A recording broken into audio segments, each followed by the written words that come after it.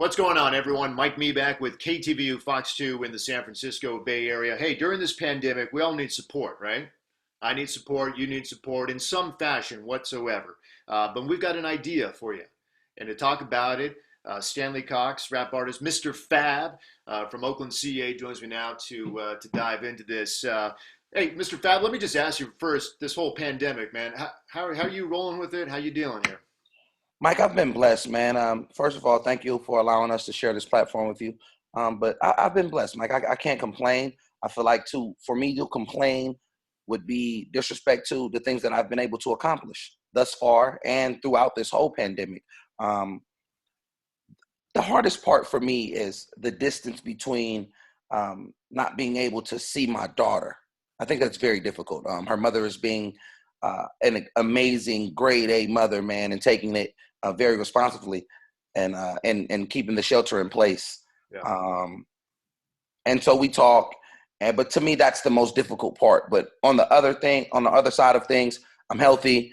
The business is still rolling and flowing, and my creative juices are at an all-time high. So I'm blessed. Copy that. All right. Hey, a lot of people across the country will see this, and they may not know Dope Era, what you put down on paper here. Let them know about the book before we dive into this book club.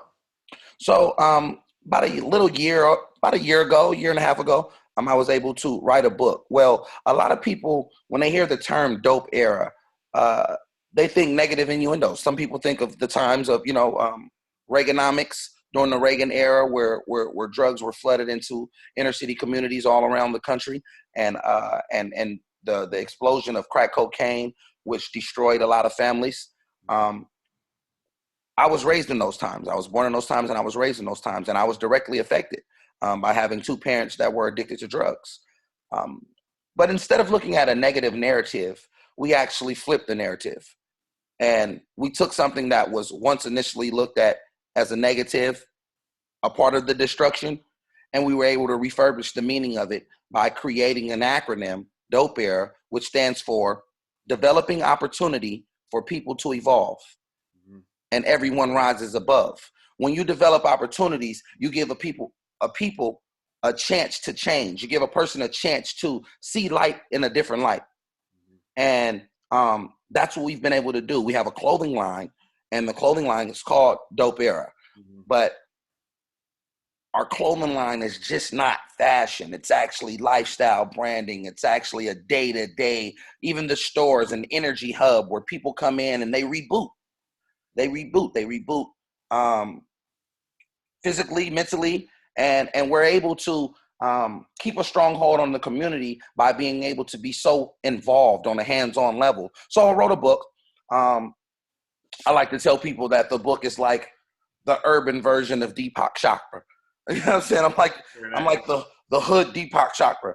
And but what it is I'm giving urban psychology from someone who's gone through it, right, in that perspective.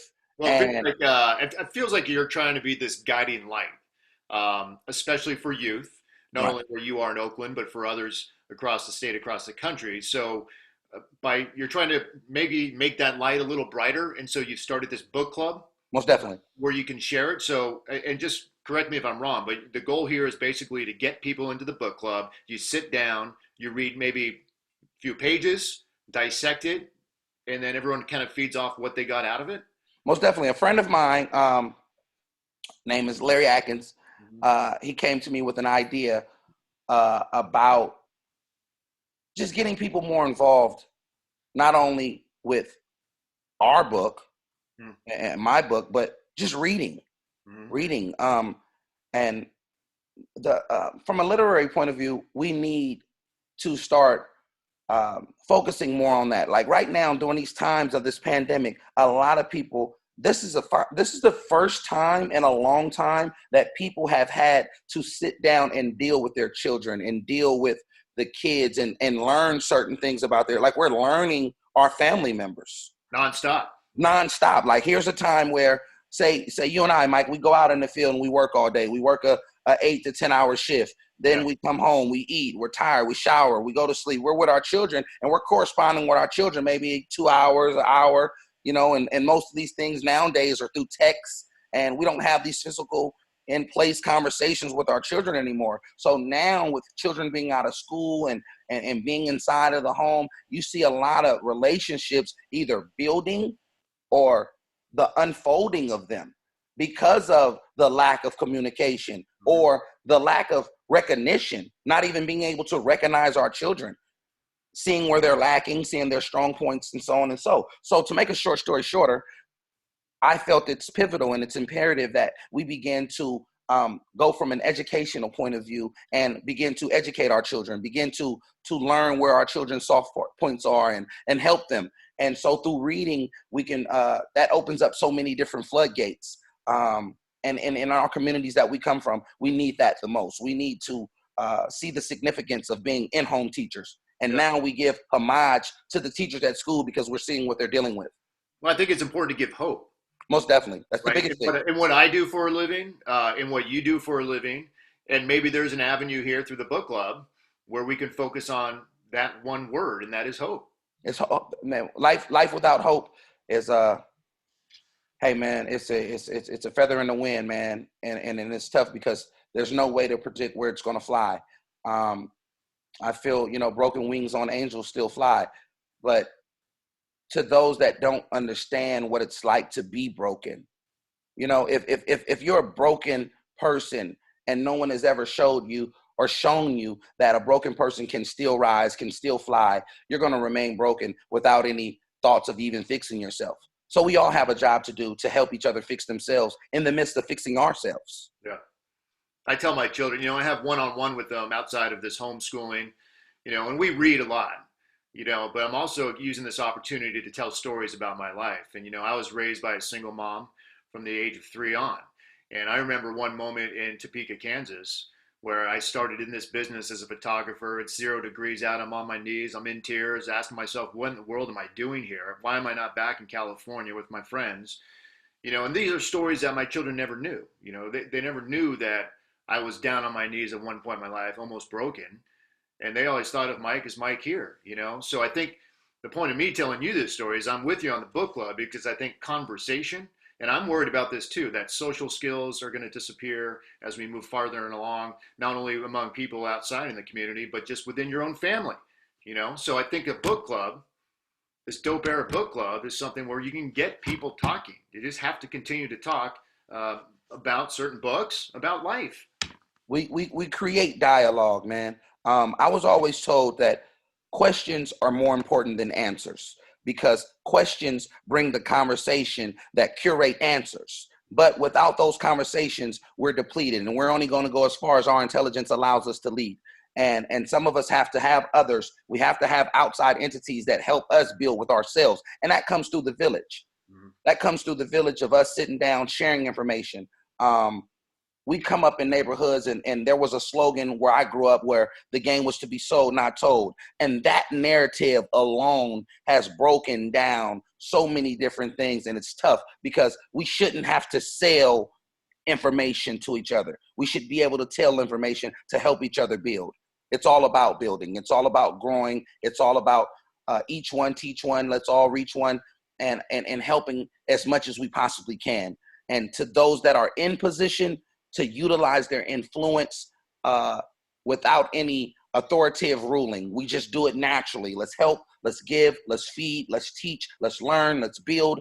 And those are the components that are going to help us come together because right now what's happening is people are allowing social distancing to implement social disrespect.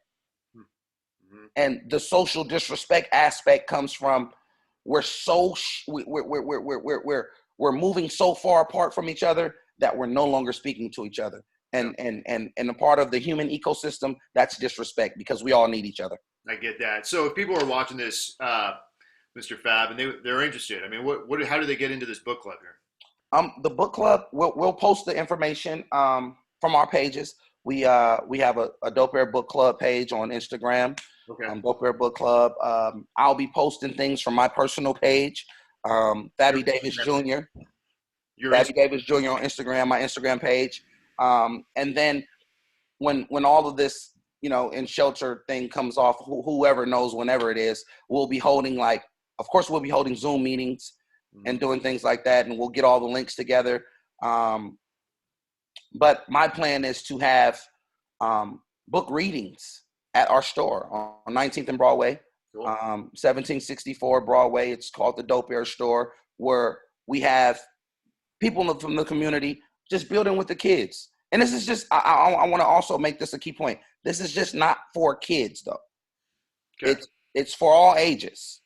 It's for all ages, because in our village, like the main reason that we wanted to do it was for the kids, because I want to make reading cool. Reading and writing books is cool. Like, this is the new cool. We have to reinvent the role models. But I also want to allow people to know that this is for a village, for all of us, because we all have a story to share. We all have tales to tell. Like, your kids never knew your upbringing and because you never really had time to convey that to them. But in these times, you're like, yo, I want you to know me. The worst thing is to be around someone or be with someone or be from someone and not know them. Especially in your family. And that's the coldest thing. Like, it's, what sucks to me is when people come up to me and be like, yo, your dad was this. And I'd be like, really? Like they knew my dad more than I knew my dad. Yeah. And it's unfortunate, but it's life. And we want to be able to share stories. Let's lead by example, man. I'm so big on leading by example, as far as utilizing your influence and your platform to help others. And that's all. That's where my life has been dedicated towards, before this pandemic and after this. It's all about, I'm not here for the headlines. I'm here for the healing, because we are a people now that need healing more than we've ever needed it. Healing and hope, as you alluded to. And that's what it's about. Healing and hope, and you're leading the way. Many others leading the way as well, but we need more, and Mr. Fab, I appreciate the time. I appreciate the conversation. Dope Era Book Club is what we're talking about, and I'm excited for it. And like you said, it's not just for children, right? This is beyond children. This is us as a universe, as a whole, as humanity, as one, as we move forward. So, hey, stay safe. I appreciate the conversation, and have a great weekend. Thank you so much, Mike. Congratulations to everything that's going like good in your life, and respect the bad times like we respect the good times, man. Let's keep rolling. Copy that. Just a real quick reminder too to all our viewers right now, you can watch this interview on coronavirusnow.com. That's a 24/7 stream.